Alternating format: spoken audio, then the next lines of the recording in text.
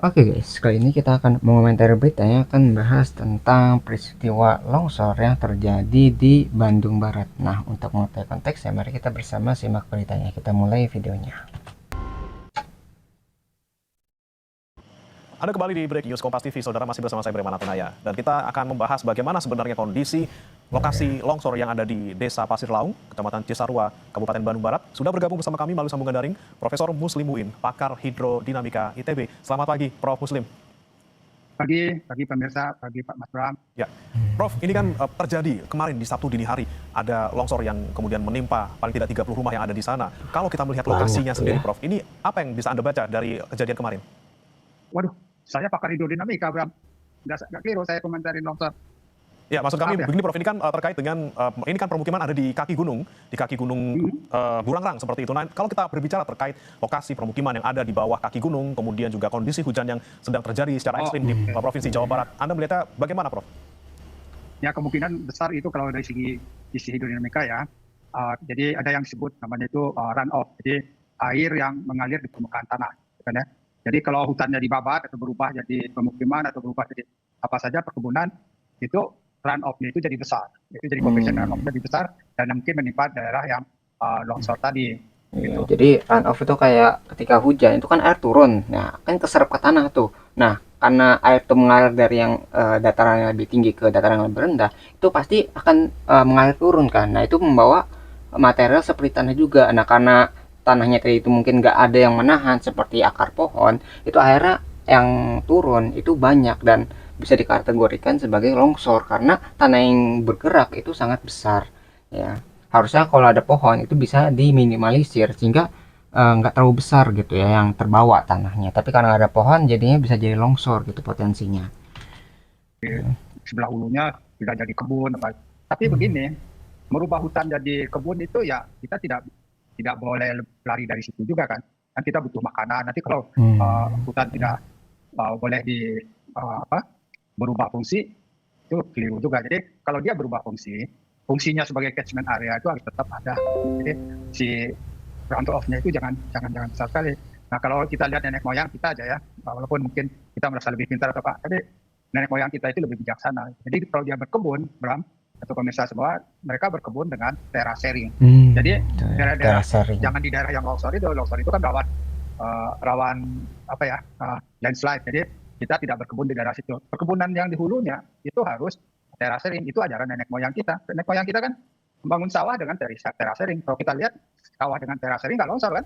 Jadi ya longsor karena kita tidak peduli dengan coefficient runoff ini. Jadi ya. Jadi terasering tuh kayak dia tuh ada tangga-tangganya gitu. Jadi misalnya bukit itu nggak langsung misalnya diratakan ataupun dibangun begitu saja, tapi dibangun seperti tangga. Nah, ketika longsor terjadi atau tanah itu bergerak, itu nggak langsung turun ke bawah, tapi tertahan sama tangga-tangga tadi gitu. Jadi pergerakannya bisa diminimalisir dari tanah tersebut. Makanya terasering itu bisa digunakan untuk mitigasi pencegahan dari ini ya terjadinya longsor. Karena tadi nggak diterapkan, akhirnya ketika tanah itu bergerak itu bisa bergerak dalam jumlah yang besar dan menimbun tadi sampai 30 rumah ya. Jadi ini juga menjadi apa ya, evaluasi bagaimana cara memitigasi bencana ketika kita mau mengalihfungsikan hutan yang awalnya ada di situ diubah jadi perkebunan misalnya seperti itu supaya bisa menghindari atau meminimalisir terjadinya longsor.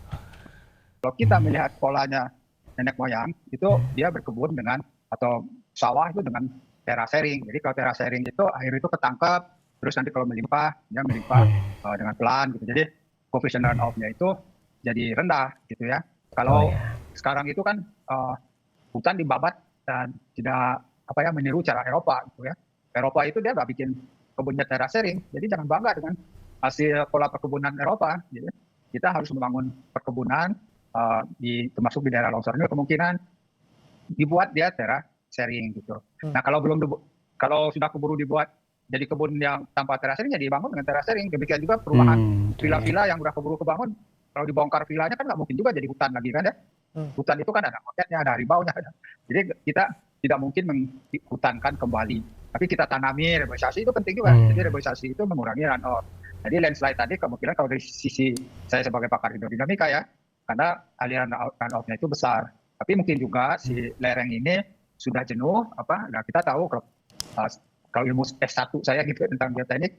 Jadi si kekuatan lereng ini kan dia tergantung pada shear stress-nya gitu ya. Nah, shear stress-nya itu hilang, misalnya shear stress-nya itu misalnya jadi 1,6, hilang kurang 1 gitu. Kalau nggak salah saya rumusnya itu jadi 0,6 ya longsor. Jadi slope failure gitu ya. Tapi mungkin Jadi kayak ada penahannya gitu, tergantung dari misalnya kemiringan ataupun dari struktur tanahnya. Kalau struktur tanahnya itu kuat, itu bisa menahan air tadi gitu. Kalau misalnya lemah gitu, hanya tanah doang, nggak ada bebatuan dan sebagainya, itu mungkin akan lebih mudah untuk terjadinya longsor. Ya, jadi dari kontur tanah dan kemiringan dari misalnya bukit ataupun lerengnya. Kalau misalnya semakin miring, maka akan semakin besar untuk terjadinya longsor gitu ya. Jadi kemiringan sama struktur tanah itu harus dipertimbangkan ketika ingin misalnya membangun rumah di bawahnya. Kalau misalnya nggak aman ya berarti harus dipindah atau cari tempat yang lebih aman gitu kan. lebih tepat untuk ditanya daripada saya dari pakar hidrodinamika untuk slope failure-nya segala secara sendiri gitu ya. Tapi kalau dari sisi airnya itu yang terjadi, kita harus perbaiki catchment area di hulu gitu kan. Ya, di Baik, bagian kalau kita lihat awalnya. dari sisi lokasi ataupun titik pembangunan permukiman yang ada di lereng Gunung Burangrang, ini kan kalau kita lihat pasti kan untuk pasti untuk air itu pasti ada pergerakannya gitu ya. Mungkin ada jalur-jalur khusus yang dilewati, misalnya melewati sungai atau melewati lokasi-lokasi tertentu. Nah, jika Anda melihat mungkin Prof, ketika ada longsor yang terjadi kemudian bisa menimpa permukiman, apakah memang ini kemudian salah dari tata lahannya gitu ya? Apa mereka salah pilih tempat untuk bisa dibangun permukiman atau Tata seperti apa? ruangnya itu gimana nih? Ya, jadi dia sekarang longsor di satu kampung. Tapi penyebabnya kan belum tentu dari kampung itu sendiri, karena airnya kan dari hulunya gitu kan, Bang. Bukan selain dari kampung itu sendiri. Jadi di kampung itu sendiri juga kalau dia memang rawan longsor, kita tidak bangun sumur resapan atau kita bangunnya ya terasering gitu. Jadi tidak begitu banyak yang diresap-resapkan. Jangan menampung air dari hulu di kampung itu. Jadi hulunya itu harus diperbaiki. Masalahnya itu di hulunya, bukan di kampungnya. Oke, baik. Kalau kita melihat kampung, Ya, jadi kayaknya awalnya mungkin kampung itu aman kondisi untuk dibangun di sana, tapi mungkin gara-gara perubahan tadi hutannya mungkin dibabat, diubah jadi perkebunan yang awalnya aman, itu bisa berubah fungsinya gitu ya, berubah statusnya menjadi status yang tidak aman gitu ya untuk dibangun lagi. Karena bagian atasnya tadi ya yang diubah gitu. Mungkin desanya aman tapi bagian atasnya atau bagian hulunya itu yang berubah sehingga menyebabkan si desa ini berubah statusnya menjadi tidak aman untuk dibangun karena tadi ya ada perubahan di awalnya. dilanjutkan Prof. ya, jadi masalah utamanya itu bukan karena dia tinggal di pekampungan itu ya. Jadi kalau misal dia tinggal di pekampungan itu memang lerengnya curam, ya itu udah keliru kan, nggak boleh. Kalau memang dibangun juga dia terpaksa tinggal di situ, ya dibangun daerah sharing. Nah, apa yang kita lihat sekarang itu penduduk kita dan juga perkebunan tidak membangunnya dengan daerah sharing. Daerah sharing tahu kan? Terrace gitu kan? Ya, seperti sawah-sawah di Bali itu kan nggak pernah longsor kan? Sawah di Jawa, di Dieng, di manapun di Jawa Tengah itu kebunnya kalau yang bangun itu nenek moyang kita ya terasering cantik. Tapi kalau ya bangunan Belanda ya gitu jababan. Seperti di Eropa, padahal kita hujannya itu 2 kali dari Eropa. Jadi jangan meniru-niru cara Eropa. Itu aja. Jadi sekarang Tuh, juga ya. kalau kita Berarti lihat, jadi kita kalau misalnya punya teknik atau punya cara itu harus diadaptasi dengan lingkungan yang ada di daerah tersebut. Jadi nggak semua cara di Eropa itu bisa diterapkan di Indonesia karena di Indonesia itu mungkin curah hujannya tinggi, terus alamnya itu berbeda dengan apa yang ada di Eropa sehingga ketika diadaptasi langsung gitu tanpa ada perubahan atau inovasi akhirnya jadi begini gitu ya. Kalau misalnya di Indonesia itu kan nggak ada teknologinya kayak terasering. Nah, karena terasering tuh udah dilihat sesuai dengan kondisi alam Indonesia yang mungkin hujannya tinggi gitu ya, terus tanahnya mungkin konturnya ya atau strukturnya itu emang nggak terlalu kuat sehingga ketika digunakan terasering itu bisa mencegah terjadinya longsor gitu ya. Jadi metode juga penting untuk memitigasi bencana longsor. mereka sudah gurun aja jadi hijau sekarang karena mereka bangun terasering gitu. Ini udah lama saya sampaikan, tapi mungkin perhatian orang-orang belum sampai ke sana. Maka saya bilang, cukup. Ya, let's say Prof, misalnya sudah dibangun secara terrace gitu ya, terasering, baik perumahan ataupun misalnya perkebunan. Ketika melihat cuaca ekstrim yang sekarang terjadi, hujan luar biasa intensitasnya bukan tinggi lagi tapi ekstrim dengan volume air yang juga pastinya lebih banyak lagi, apakah kemudian masih bisa menahan debit air kemudian sistem terasering seperti itu? Bisa sekali. Sekarang gini, coba lihat hujan yang di Sumatera yang kuat longsor itu, yang di daerah hulu. Cuma 200 mili per hari kok. 200 mili itu kan 20 cm. Genangan di sawah-sawah itu 20 cm kan biasa gitu kan. Jadi di daerah sawah yang terasering itu masing-masing terrace, masing-masing daerah si terasering itu dia hanya menangkap air hujan yang turun di atas sawah itu gitu ya. yang mana 200 mili udah besar kita bilang kan. Padahal di Jakarta kita punya 370 mili, tapi itu dataran rendah ya. Nah itu 20 cm itu nggak banyak. Jadi bukan itu. Kalau saya berpikirnya bukan itu penyebabnya. Karena cara kita membangun perkebunan, perumahan, tidak terasering itu yang jadi kendala utamanya. Ya maka kalau ada yang berbeda pendapat dengan saya, silakan. Kalau saya bilangnya kalau sawit itu udah keburu dibangun, ya kita perbaiki dengan terasering. Nggak bisa juga kita menghutankan kembali. Siapa yang akan mampu menghutankan kembali? Artinya kita lepas lagi harimau, ular, segala macam semak-semak hutan yang alami itu. Yang penting itu harus dicegah. Jadi jangan membabat hutan rainforest ini alami ini yang hanya ada mungkin yang banyak di Indonesia. Jangan kita babat demi ekonomi gitu. Jadi ekonomi penting juga, tapi ya pakailah hati dan otak. Kalau saya lihat ya, bahwa kalau kita pakai hati artinya kita nggak serakah gitu kan. Kalau kita pakai otak, kita gunakan ilmu-ilmu hidrologi dan hidrodinamika dan pertanian ini gitu ya. Jadi kayak hutan yang udah rusak ya mungkin akan sulit untuk dikembalikan. Jadi butuh waktu yang lama ya, mungkin butuh waktu 10 tahun, 20 tahun gitu untuk mengembalikan fungsi hutan yang telah rusak tadi. Nah, karena kita mungkin udah rusak ya, bagaimana caranya sekarang untuk memitigasi, untuk meminimalisir ya bencana yang terjadi atas kerusakan tadi gitu. Jadi sambil menunggu mungkin untuk merehabilitasi atau membangun ulang kembali si hutannya, itu kita punya mitigasi bencana. Karena udah rusak ya udah gitu kan, kita cari solusinya sekarang yang dekat ini nih. Soalnya kalau misalnya solusi yang nggak didapatkan, bencana itu akan menimbulkan kerusakan yang lebih besar ya. Saya Oke. tidak ada Bapak.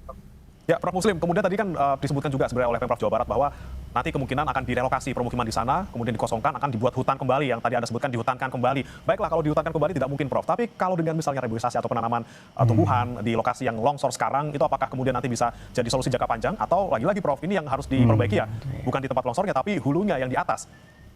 Ya, itu yang harus dilihat. Jadi kalau sudah diperbaiki hulunya, tentu relokasi tidak perlu lagi. Tapi kalau sekarang ini kan udah longsor ya, mereka berhak menerima santunan, harus direlokasi ke daerah yang lebih aman, lebih datar. Itu tanggung jawab Pemda, itu saya setuju. Jadi mereka harus direlokasi, kehidupannya harus dijamin, itulah gunanya pemerintah. Jadi selanjutnya pemerintah jangan pencitraan gitu ya, villa-villa dibabat, saya akan hutankan kembali.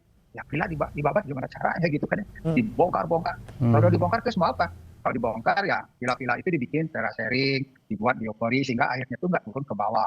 Jadi diminimalisir kita harus tuh ya. logis gitu berpikirnya. Ini ajaran lama dari nenek moyang kita. Kalau kita sebut itu bodoh ya, tapi lebih pintar daripada orang Eropa. Jadi ingat loh, kita itu bangsa yang lebih dulu mengenal demokrasi daripada orang Eropa demokratis gitu kan ya.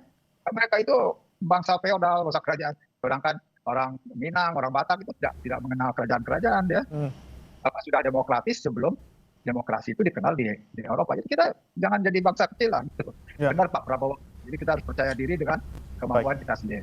Baik, tentunya Prof, yang harus kita perhatikan lagi-lagi bagaimana sistem tadi ya, sistem yang bisa menanggulangi air yang datang dari atas ke bawah dengan sistem yang sudah kita miliki selama berabad-abad, dan juga bagaimana kemudian jangan sampai air yang dari atas ini bisa turun sebegitu besarnya dengan kita tahan dengan menjaga hutan dan juga vegetasi di hulu. Terima kasih Prof. Muslimuddin, pakar hidrodinamika ITB, sudah bergabung bersama kami di Breaking News Kompas TV. Ya, jadi itu ya mungkin saya pelajari dari kejadian longsor yang terjadi di Bandung Barat. Nah, karena ada perubahan besar di hulu menyebabkan longsor yang besar gitu, karena cuaca ekstrim yang terjadi sekarang. Itu karena nggak ada sistem mitigasi bencana dari kerusakan hutannya.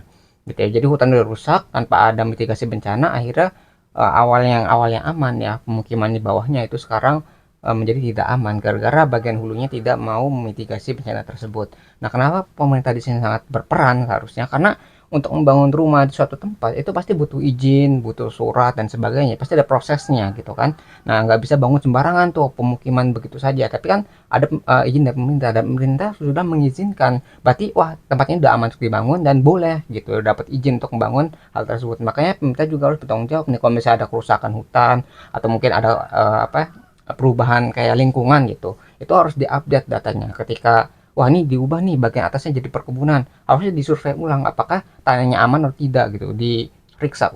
Kalau nggak aman berarti harus diperingatkan, oh gimana nih caranya biar aman gitu ya.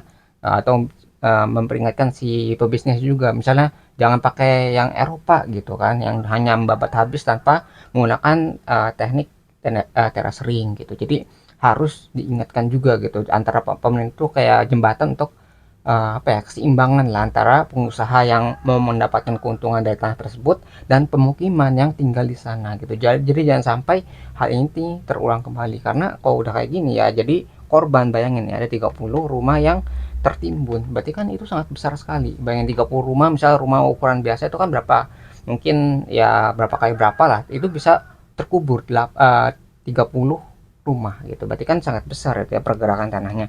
Mungkin itu yang bisa kita pelajari ya dari peristiwa ini tentang bencana longsor yang terjadi di Bandung Barat. Nah, mungkin itu yang bisa kita pelajari. Kalau kalian tertarik dengan sumber beritanya, link sudah saya cantumkan di deskripsi video. Mungkin sekian yang bisa saya sampaikan. Semoga video bisa bermanfaat. Kurang lebih mohon maaf. Kita ketemu lagi di pembahasan selanjutnya, insya Allah.